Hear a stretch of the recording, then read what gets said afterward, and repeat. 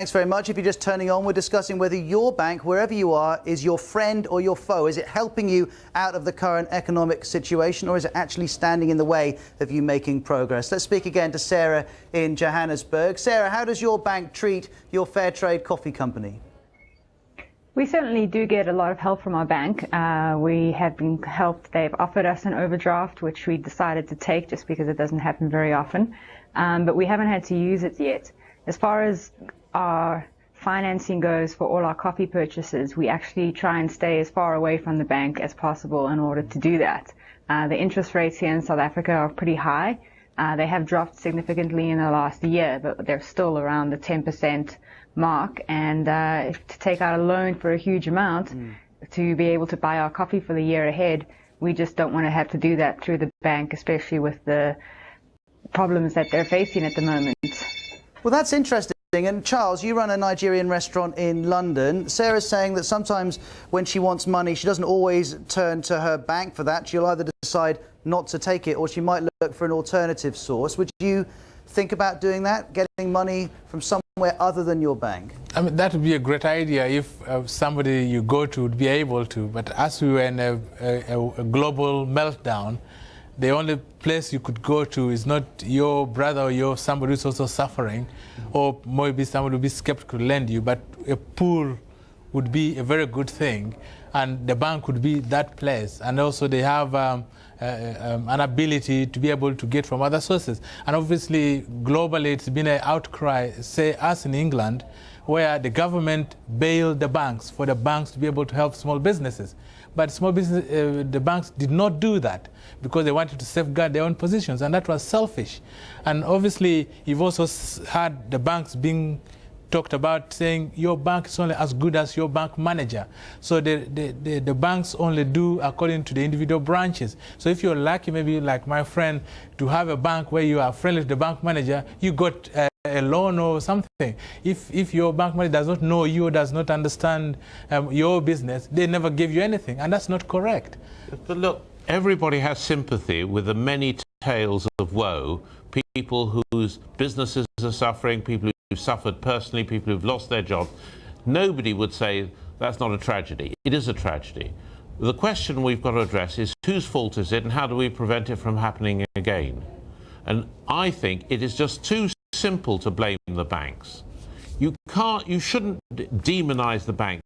The banks provide the lubrication that makes industry work, makes people's personal lives work. But they're not providing it. That's what people are telling the BBC. They should be providing the lubrication, but they're not. People are asking for the help and they're not getting it. They make money when they provide loans. But if they are too constrained by capital requirements or bank regulation or outside criticism, they can't develop their business and they can't help other people to develop their business. OK, Ronnie and Charles, let's bring in another guest. We have Alpesh Patel live on the phone from Las Vegas. Alpesh, thanks for joining us. You're a hedge fund manager. When you deal with your bank, do you think it's a force for good in your life? Well, you know, banks, the way I see them, they're a little bit like people who sell you alcohol.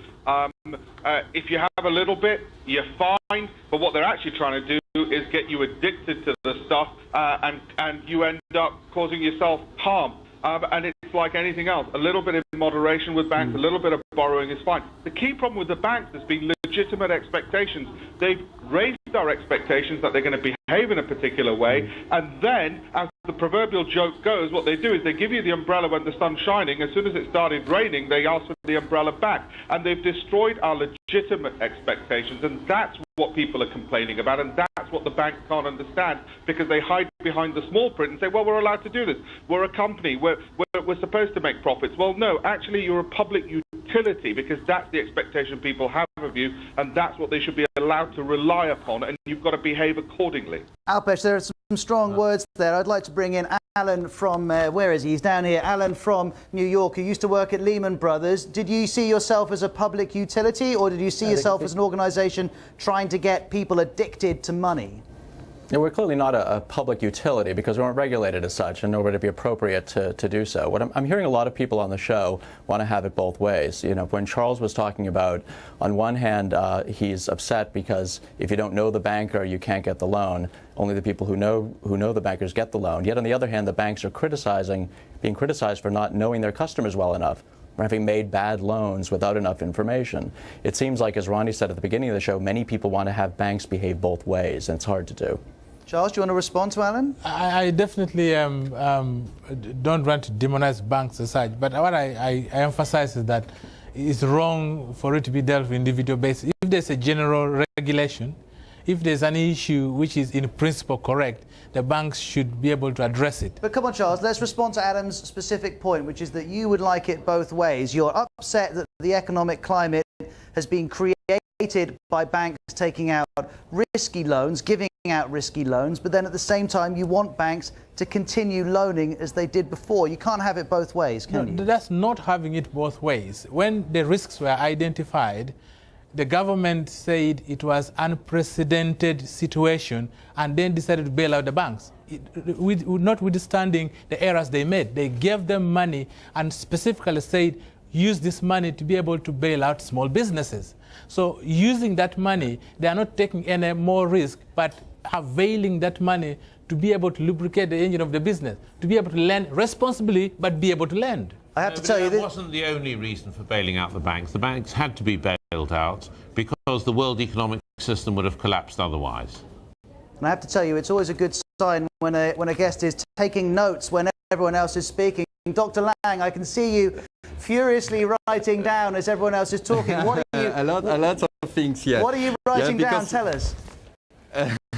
Not all of it, maybe, but what's the best point? I was just thinking, you know, I agree on the fact that banks should have been saved. And by the way, I think that Lehman Brothers could have been saved if a different government has been in place, maybe, because the ideology at that time was leave it to the market. But coming to the current economic situation, nobody can deny that there is a real problem with banks. For example, in France, the French government has created a mediator who is supposed to help firms to get their loans.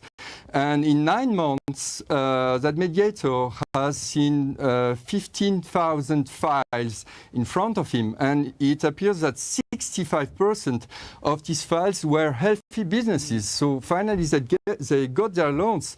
But because the banks were forced by the government in some kind of way to grant these loans. So nobody can deny that there is a real problem today. So maybe when the occurred, the government should have been more clear with the bank that if they want to get the money, if they want to get saved, they have to grant the loans. Okay, I understand that point. Sarah, we've only got a minute, but tell me, do you think this is a developed world issue? When you go and see farmers in countries elsewhere in Africa, do they worry about these issues or do they get money from somewhere else? They're not really getting money from anywhere besides whatever they're able to sell to live. So they are quite isolated. I think the farmers, what they will get affected by if the fair trade practices are not used is the up and downs of the exchange rates and the commodities exchange in New York. And if that's what's affected in the price that they can get for their coffee or tea or cocoa, that's where they're going to feel it. And there has to be a change in how trade is done. And that's why we're doing fair trade to try and stabilize it as much as we can. Very good to speak to you today, Sarah. Dr. Lang in Paris, thank you for your time. Alan in New York, Chris in Southampton, we appreciate your contributions. And of course, Charlie and Ronnie here in the World Have Your Say studio. Do come back on again. Well, that's just about all we've got time for on today's World Have Your Say on BBC World News. But clearly these are conversations which are going to go and run and run. If you'd like to stay involved, you can go to the blog now or join me live on the BBC World Service in an hour's time. Thanks very much for your company. I'll speak to you soon. Goodbye.